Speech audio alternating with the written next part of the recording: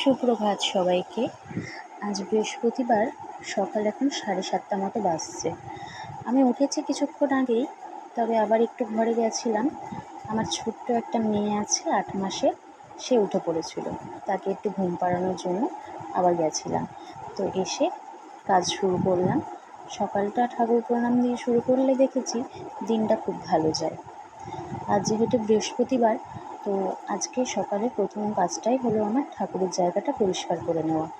কারণ অন্যান্য দিনগুলো ঠাকুর সিংহাসন থেকে নামানো যায় না, তো এই দিনটাই পুজো যেহেতু একটু অন্যভাবে করতে হয়, তাই আমি চেষ্টা করি সকালবেলায় উঠেই প্রথমে ঠাকুরের জায়গাটা পরিষ্কার করে নেওয়া। তো ঠাকুরের জায়গাটা পরিষ্কার করা শুরু করেছি। জায়গাটা পরিষ্কার করে নেওয়া হয়ে গেলে ঠাকুরের বাসনগুলোও ভাবছি একবারে ধুয়ে রাখবো। সকালবেলায় এই কাজগুলো সেরে রাখলে স্নানের পর অতটা আর তাড়াতাড়ি থাকে না, পুজোটা খুব সহজেই দেওয়া হয়ে যায়। চলুন কাজগুলো সেরে নিই, কথা হচ্ছে আবার পরে।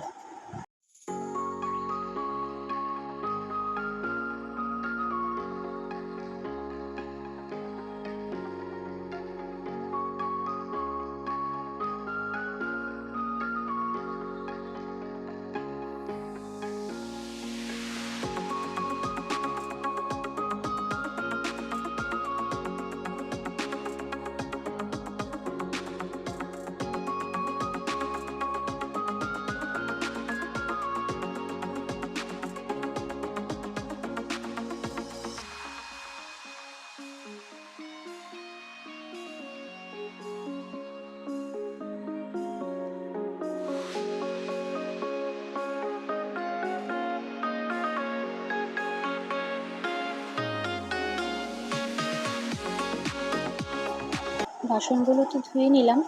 অনেক দিন থেকেই একটা কাপড় পরে আছে আলমারির বাইরে, বেশ কয়েকবার পরেছি, যার জন্য ভেবেছি কাপড়টাকে একটু কেচে নেব। কিন্তু রোজই ভাবি কেচে নেব, কাচা আর হয় না, নানান রকম কাজের মধ্যে ওটা পড়েই থাকে। আজকে দেখলাম না, একটু আমি ভিজিয়ে যদি রাখি তাহলে আমার হেল্পিং হ্যান্ড আছে, উনি এসে একটু কেচে দেবেন।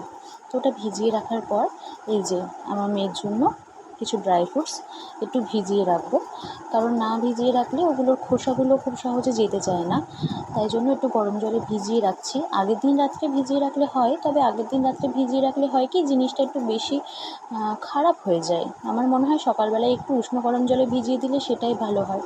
ওটা ভিজিয়ে রেখে এবার একটু এই রান্নার জায়গাটা পরিষ্কার করে নিচ্ছি, কারণ ব্রেকফাস্ট বানাতে হবে। ওদিকে অমিতও বেরিয়ে যাবে। অমিত মানে আমার হাজব্যান্ড। ও প্রফেশনালি একজন মেডিকেল রিপ্রেজেন্টেটিভ, তো ও বেরোবে, যার জন্য আমি এই জায়গাটা পরিষ্কার করে নেওয়ার পর ব্রেকফাস্টটা ওকে বানিয়ে দেবো। তো পরিষ্কার করে নিয়ে প্রথমেই দুধটা গরম করতে বসিয়ে দিচ্ছি, কারণ দুধটা অনেকক্ষণ আগেই দিয়ে গেছে, বেশি বেলা হয়ে গেলে আবার খারাপ হয়ে যেতে পারে। তো দুধটা গরম করতে বসিয়ে দিলাম। আর এই যে আমার ছোট্ট পুচকিটা, ওর নাম মিষ্টি, তো উঠে পড়েছে অনেকক্ষণ আগেই, পাপার সঙ্গে খেলাধুলো করছে। এবার এই দিকে কিছুটা কাজ ছিল, সেগুলো ভাবছি একটু সেরে নিই। তো চলুন কাজকর্ম সেরে নিয়ে আবার কিছুক্ষণ পর আপনাদের সঙ্গে কথা হচ্ছে।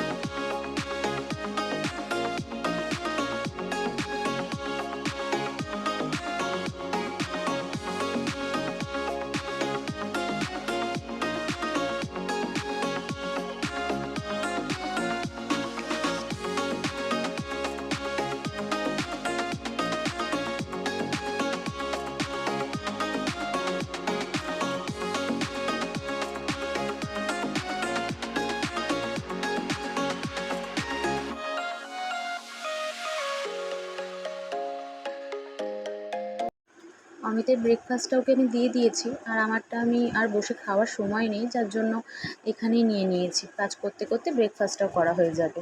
মেয়ের জন্য চিড়েটা একটু 5-10 মিনিট আগেই ভিজিয়ে রাখি, কারণ চিড়েটা ভিজিয়ে রাখলে আমার মনে হয় ওর গ্যাসের সমস্যাটা একটু কম হয়, যার জন্য আমি চিড়েটা 5-10 মিনিট আগে, খাওয়ানোর 5-10 মিনিট আগে ভিজিয়ে দিই। এখানে 2-3 বার ধুয়ে নিয়ে একবার ভালো জলে ধুয়ে নিই, কারণ চিড়েতে দেখা যায় অনেক কিছুই নোংরা থাকে, যার জন্য। আর চিড়েটা বাচ্চাদেরকে রেগুলার না দেওয়াই ভালো। আমি ওকে রেগুলার দিও না, মাঝে মধ্যে এক দিন দিই। তো এই যে ধুয়ে চিড়েটাকে এবার ভিজিয়ে রেখে দেবো। আর বেসিনে অনেক বাসনও জমে গেছে, সেগুলোকেও পরিষ্কার করে নিতে হবে।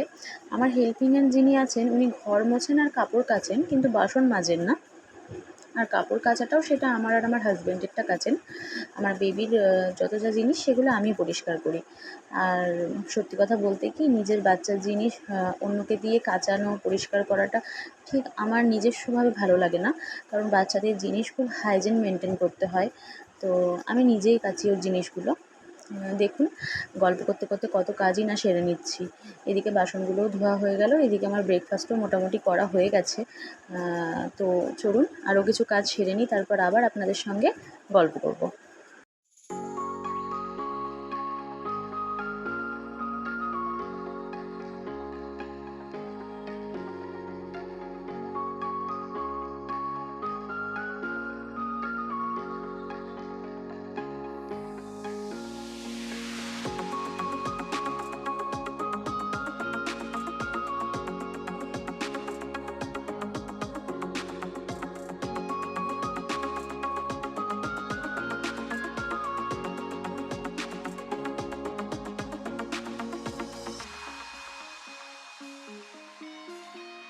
এই যে এবার অমিতকেও চাটা দিয়ে দিলাম। এবার মেয়ের খাবার নিয়ে বসে পড়েছি। এবার নানান রকম যুদ্ধ হবে ওকে খাওয়ানো নিয়ে। চলুন যুদ্ধটা সেরে নিয়ে স্নান সেরে আবার পুজোর সময় আপনাদের সঙ্গে দেখা হচ্ছে। স্নান সেরে পুজোও করা হয়ে গেছে। পুজোর ভিডিওটা আমি আর নিতে পারিনি তাড়াহুড়োতে।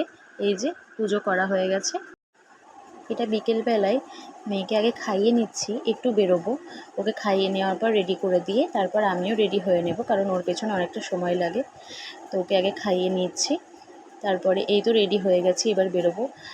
আজকের জন্য এতটুকুই থাকলো। ভালো লাগলে একটা লাইক, কমেন্ট, সাবস্ক্রাইব অবশ্যই করে দেবেন। দেখা হবে আবার একটি নতুন ভিডিওতে। ভালো থাকবেন।